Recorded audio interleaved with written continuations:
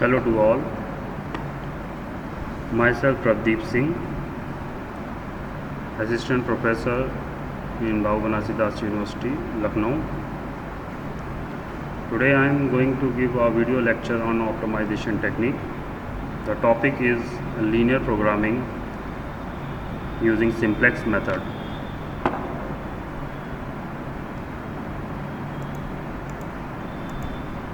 Before we are going to discuss about the Simplex method, there are few terminologies, theorems, methods which should be known before doing the Simplex method.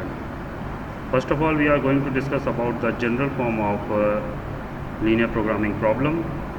What is the solution of linear programming problem? What is feasible solution? What is optimal feasible solution? What do you understand by basic set, basic variable? What is non-degenerate solution? What is degenerate solution? And the basic feasible solution, what they called. So here it is, we have designed a general linear program problems. It is in a scalar form. For any general LPP can be stated as follow.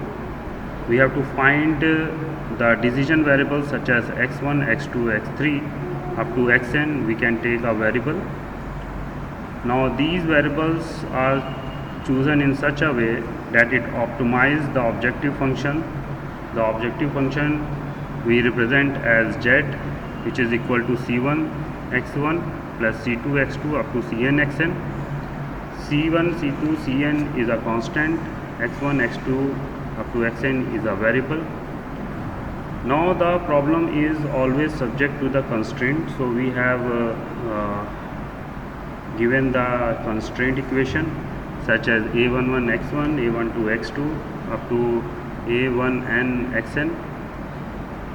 Then we have a non-negative restrictions where the decision variable should not be negative. So it should always be greater than or equal to 0. So with all this we have designed, this is the equation 1, this is the equation 2, this is the equation 3. Now in all these equations we have said where the a1j is coming, where bi is coming, where cj is coming, these all are constants, and where xj's are coming, these are variable. So from the function z in equation 1 is called the objective function. This is the objective function, and the conditions given by the equation 2 are termed as constraint of LPP. This equation 2 is the constraint of LPP. When we are using less than equal to or greater than equal to, the equation is called inequation, and when we are using equal to, it will called equation. So x is greater than equal to 0 given by equation 3 is called a non-negative restriction. So here is the example which show that this is the objective function, this is the constraint, and this is the non-negative restrictions. Okay. Apart from scalar form, we can also represent the LPP problem in a matrix form. In a matrix form, we take the constant in a row matrix, we take the variable in a column matrix. Also, we take the constraints where the constant is using in a row matrix, variable are using in a column matrix, and for our non-negative restrictions, we also make in a matrix form. So with all this, in this we have taken variable in a up to n form and constant up to m form.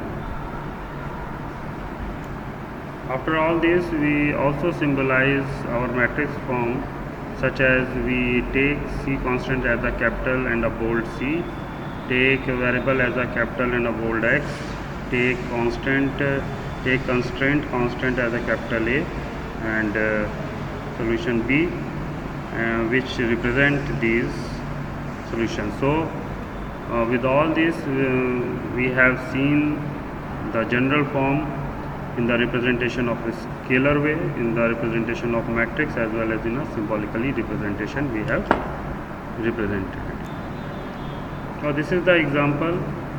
In this example we are discussing a set of value of variable x1, x2 up to xn, which is called the solution of LPP if it satisfies the constraint. So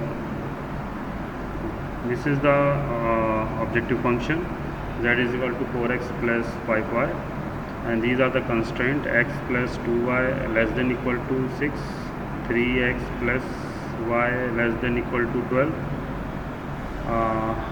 Also taken a restriction, non-negative restriction, that is x is greater than equal to and y is greater than equal to. When we are solving this, we have find that when we are taking x is equal to 1 and y is equal to 2, the equation 1 and the equation 2 of constraint satisfied. Like this, we have taken x is equal to minus 2, y is equal to 3, x is equal to minus 1, y is equal to minus 2, x is equal to 2, and y is equal to minus 3. In all these, they are satisfying the constraint equation 1 as well as 2. So when we are talking about the solution definition said a set of value of variables of taking a decision variables x is called a solution of LPP if it satisfies the constraint. So in this case, these all four are, as well as the coming values who satisfied it, are the solution of LPP. We are not talking about the non-restrictions variable.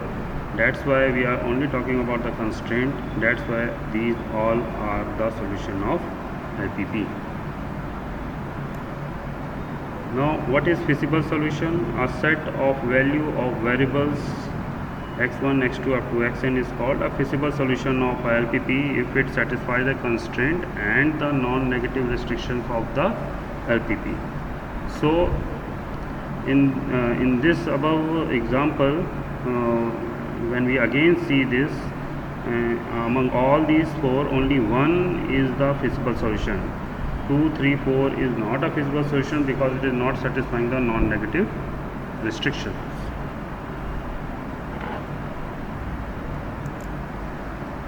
Now, optimal feasible solution. A feasible solution of LPP is said to be an optimal feasible solution if it is also optimize the objective function. Mean in this the same example, we are going to find such a value of x and y which is following, which satisfies the condition of constraint, a non-negative restriction, and also give the optimal solution of this objective function. So this is called optimal feasible solution. The important note is that to find the optimal feasible solution of LPP, which we are generally finding in all LPP problem, we use graphical methods, but graphical method has a demerit of taking only two variables. When we are dealing with more than two variables, then it is compulsory to solve with simplex method.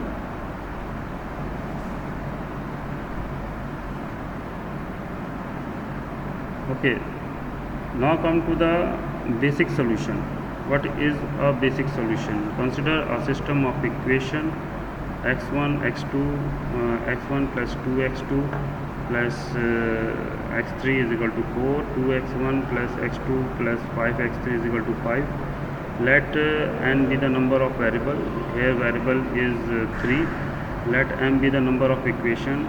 Here equation are 2. When we are taking a difference of n minus 1, it coming 1. Now consider any one variable by 0. So in this equation we consider either x1 should be 0 or x2 should be 0 or x3 should be 0. So one by one we are making any one variable. First of all, we are making x3 should be 0. When we are making x3 is equal to 0, we get the answer x1 is equal to minus 2, x2 is equal to 1, and x3 is equal to 0. Now when we are seeing this is the basic solution. Now here The basic variables are x1 and x2 because these are not 0, and the variable which we have taken 0 is called non-basic variable.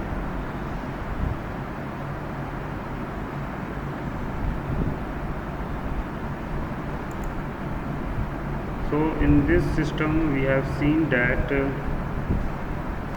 consider by overall we are discussing that consider a system that ax is equal to b of m equation in n which is unknown called as variable n should be greater than m. We are also making in a matrix form. In a matrix form we are taking a determinant. If determinant is non-zero, it is known to be a non-singular matrix.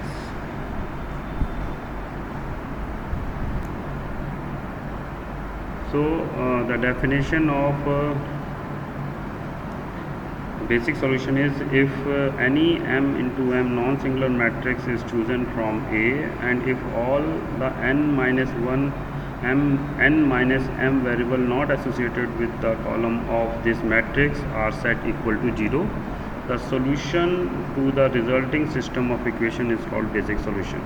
In other words, a solution obtained by setting any n minus m variable to 0 called basic solution, provided the determinants of the coefficient of the remaining m variable is not 0. So these are the basic terminologies which we have discussed about singular method for simplex method. Thank you.